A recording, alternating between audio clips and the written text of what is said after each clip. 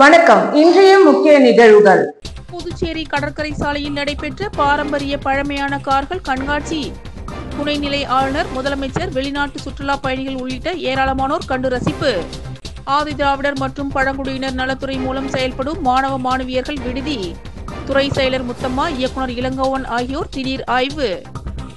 இலங்கை கடற்படையால் சிறைப்பிடிக்கப்பட்டு 8 நாட்களாக சிறையில் இருக்கும் காரைக்கால் மீனவர்கள் மீட்காத மத்திய, மாநில அரசுகளுக்கு கண்டனம். புதுச்சேரி கடற்கரை சாலையில் நடைபெற்ற பாரம்பரிய பழமையான கார்கள் கண்காட்சியினை துணைநிலை ஆளுநர், முதலமைச்சர், வெளிநாட்டு சுற்றுலா பயணிகள் உட்பட ஏராளமானோர் கண்டு ரசித்தனர்.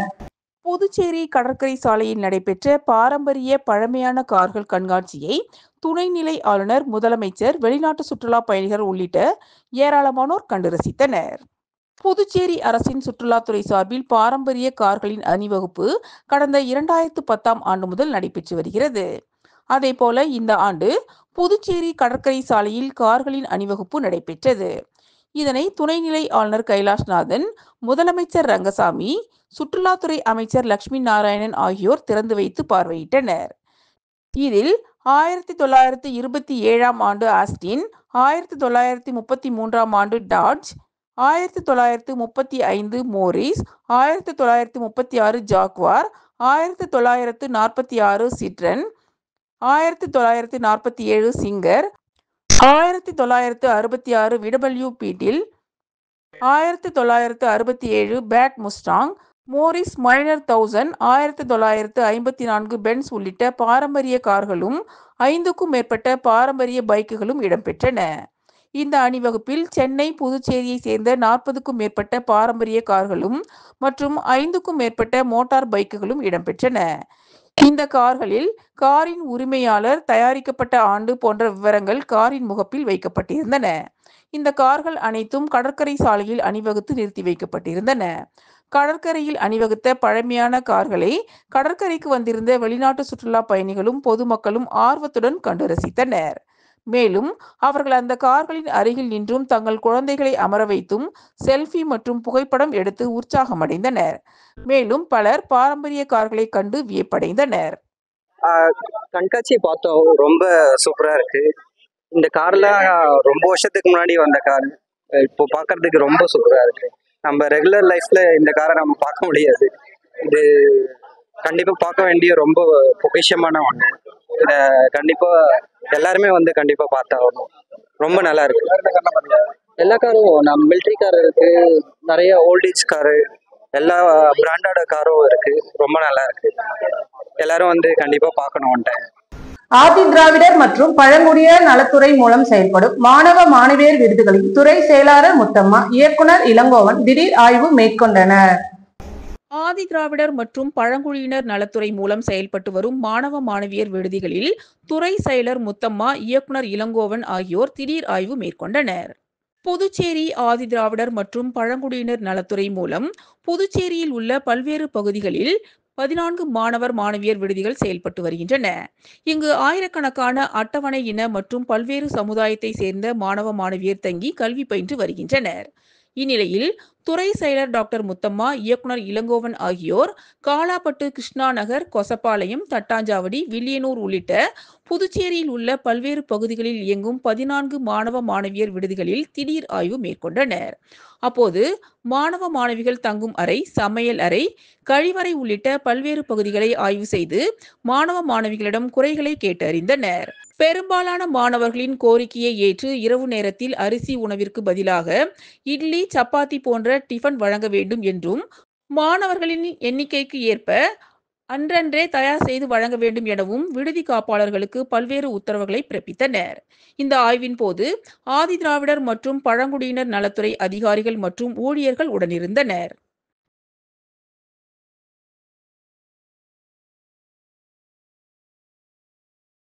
புதுச்சேரி கடற்கரை சாலை காந்தி சிலை அருகே புனரமைக்கப்பட்ட கலை மற்றும் பண்பாட்டுத்துறை கட்டிடத்தை துணைநிலை ஆளுநர் திரு கைலாசநாதன் திறந்து வைத்தார்.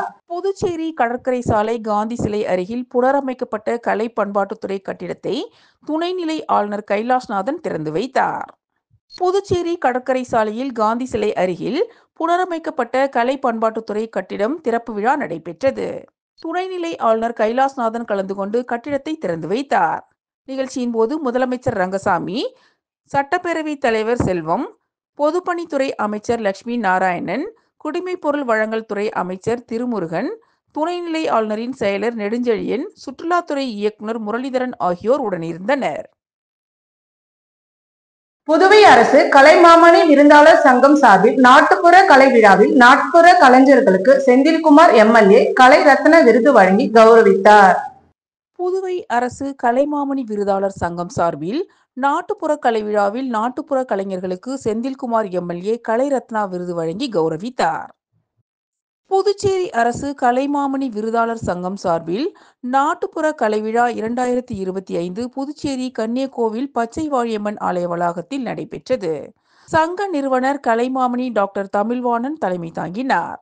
சிறப்பு விருந்தினராக பாகூர் சட்டமன்ற உறுப்பினர் செந்தில்குமார் கலந்து கொண்டு சிறப்புரையாற்றி 73 நாட்டுப்புற கலைஞர்களுக்கு கலை ரத்னா விருது வழங்கி பாராட்டினார்.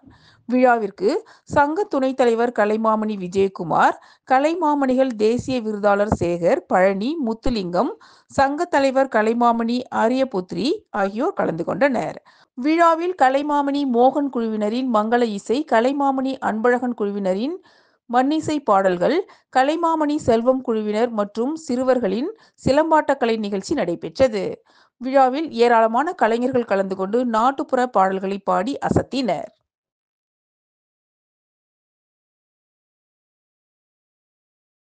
சட்டமன்ற உறுப்பினர் அங்காளன் பிறந்தநாள் விழாவில் எம்எல்ஏக்கள் ஜான்குமார், சிவசங்கர், ரிச்சர்ட் ஆகியோர் நேரில் சென்று வாழ்த்துக்கள் தெரிவித்தனர். திருபுவனை தொகுதியின் சட்டமன்ற உறுப்பினர் அங்காளன் பிறந்தநாள் விழா நலத்திட்ட உதவிகள் வழங்கி கொண்டாடப்பட்டது. திருபுவனை தொகுதியின் சட்டமன்ற உறுப்பினர் அங்காளன் பிறந்தநாள் விழாவினை முன்னிட்டு தொகுதியில் பல்வேறு இடங்களில் அன்னதானம் வழங்கியும் ஆலயங்களில் அர்ச்சனை செய்தும் சிறப்பு வழிபாடு செய்யப்பட்டது.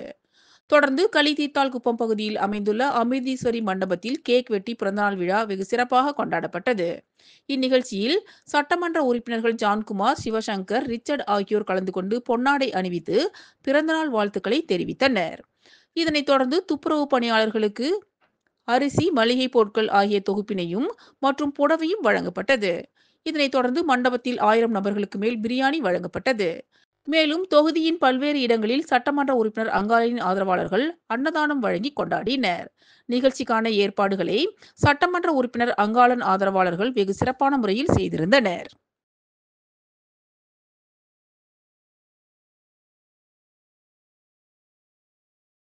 இலங்கை கடற்படையால் சிறைபிடிக்கப்பட்டு 8 நாட்களாக சிறையில் இருக்கும் காரைக்கால் மீனவர்களை மீட்காத மத்திய மாநில அரசுக்கு கண்டனம் தெரிவித்தனர். இலங்கை கடற்படையால் சிறைபிடிக்கப்பட்டு 8 நாட்களாக சிறையில் இருக்கும் காரைக்கால் மீனவர்களை மீட்காத மத்திய மாநில அரசுகளுக்கு மீனவர் விடுதலை வேங்கைகள் அமைப்பு கண்டனம் தெரிவித்துள்ளது. காரைக்கால் கிளிஞ்சல்மேடு கிராமத்தை சேர்ந்த ஆனந்தவேலு என்பவருக்கு சொந்தமான விசைப்படகில் கிளிஞ்சல்மேட்டை சேர்ந்த 13 மீனவர்கள் கடலுக்கு மீன் பிடிக்க சென்றனர். அவர்கள் எல்லை தாண்டி மீன் பிடித்ததாக இலங்கை கடற்படையினர் கடந்த 27ஆம் தேதி மீனவர்கள் மீது துப்பாக்கிச் சூடு நடத்தி மீனவர்களை சிறையில் பிடித்தனர். துப்பாக்கிச் சூட்டில் 2 பேர் படுகாயம் அடைந்த நிலையில் சிறைப்பிடிக்கப்பட்ட மீனவர்கள் கடந்த 8 நாட்களாக இலங்கை சிறையில் அடைக்கப்பட்டுள்ளனர். சிறையில் உள்ள மீனவர்களை உடனடியாக மீட்காத மத்திய மாநில அரசுகளை கண்டித்து புதுச்சேரி மீனவர் விடுதலை வேங்கை அமைப்பினர் கண்டன ஆர்ப்பாட்டத்தில் ஈடுபட்டனர். மீனவர் விடுதலை வேங்கையின் அமைப்பாளர் மங்கையர் செல்வன் தலைமையில் சுதேசி பஞ்சாலை அருகே நடைபெற்ற கண்டன ஆர்ப்பாட்டத்தில் பாதிக்கப்பட்ட காரைக்கால் மீனவர்களின் குடும்பத்தினர் மற்றும் காரைக்கால் புதுச்சேரியை சேர்ந்த 200க்கும் மேற்பட்டோர் கலந்து கொண்டு மத்திய மாநில அரசுகளை கண்டித்து கண்டன கோஷங்களை எழுப்பினர். இது குறித்து மீனவர்கள் கூறுகையில், இலங்கை கடற்படையால் சிறைப்பிடிக்கப்பட்டு 8 நாட்களாக இலங்கை சிறையில் இருக்கும் மீனவர்கள் சிறையில் சித்திரவதை செய்யப்படுவதாக பகீர் புகார் தெரிவித்தனர்.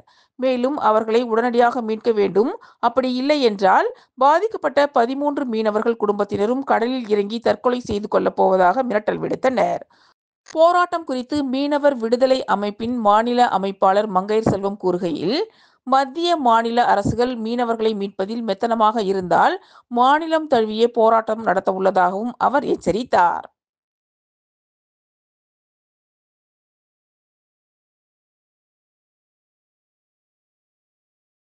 உசுடு சட்டமன்ற தொகுதிக்குட்பட்ட ரேஷன் கடைகளில் இலவச அரிசியை ஆதி திராவிட நலத்துறை அமைச்சர் சாய்ஜே சரவணகுமார் பொதுமக்களுக்கு வழங்கினார்.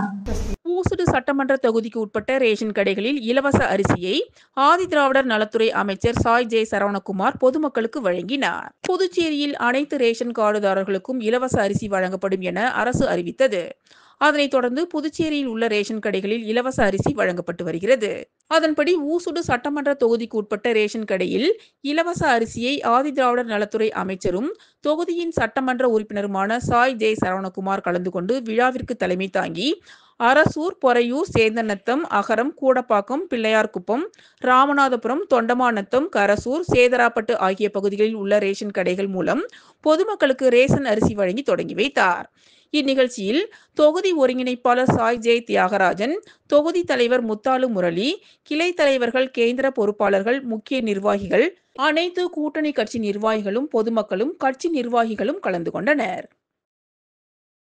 புதுச்சேரி ஸ்டார் பவுண்டேஷனின் அங்கமான zero waste Pondicherry star international பள்ளி மாணவர்களுடன் இணைந்து கடற்கரை பகுதியை சுத்தப்படுத்தும் பணியினை மேற்கொண்டனர். புதுச்சேரி ஸ்டார் பவுண்டேஷனின் அங்கமான zero waste Pondicherry star international பள்ளி மாணவர்களுடன் இணைந்து கடற்கரை பகுதியை சுத்தப்படுத்துதல் பணியை மேற்கொண்டனர். இந்நிகழ்ச்சியில் புதுச்சேரி நகராட்சி கமிஷனர் கந்தசாமி பங்கேற்று மாணவர்களுக்கு கடற்கரை துப்புரவின் அவசியத்தை வலியுறுத்தினார். கடற்கரையில் இருந்து எடுக்கப்பட்ட குப்பைகள் மறுசுழற்சி செய்யப்பட்டு கடற்கரையை அலங்கரிப்பதற்காக அழகு பொருட்களாக மாற்ற வழிவகை செய்யப்பட திட்டமிடப்பட்டது. இந்த நிகழ்ச்சியில் கல்லூரி NSS ஒருங்கிணைப்பாளர் திரு சுரேஷ் மற்றும் இதயா கல்லூரி ஆசிரியை திருமதி கண்ணகி, NSS மாணவர்களும் பங்கேற்றனர். நிகழ்ச்சிக்கான ஏற்பாடுகளை ஜீரோ வேஸ்ட் பாண்டிச்சேரியின் நிறுவனர் ரவிச்சந்திரன் சிறப்பாக செய்திருந்தார்.